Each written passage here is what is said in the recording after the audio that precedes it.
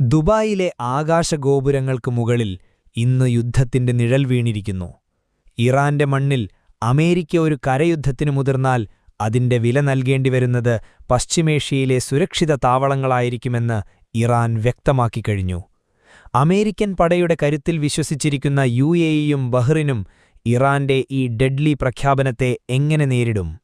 Dubai എന്ന ആഗോള വ്യാപാര കേന്ദ്രം ഇറാന്റെ ക്രോസ് ഹെയറിൽ വരുന്നത് എന്തുകൊണ്ടാണ്?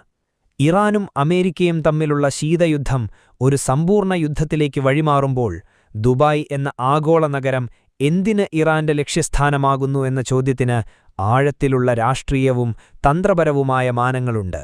ഇറാനും അമേരിക്കയും തമ്മിലുള്ള സംഘർഷത്തിന്റെ പശ്ചാത്തലത്തിൽ ദുബായ് ഒരു സോഫ്റ്റ് ടാർഗറ്റായി മാറുന്നത് അതിന്റെ സവിശേഷമായ ഭൗമരാഷ്ട്രീയ സ്ഥാനം കൊണ്ടാണ്. ഒന്നാമതായി, അമേരിക്കൻ സൈനിക സാന്നിധ്യത്തിന്റെ സാമീപ്യം തന്നെയാണ് പ്രധാന കാരണം.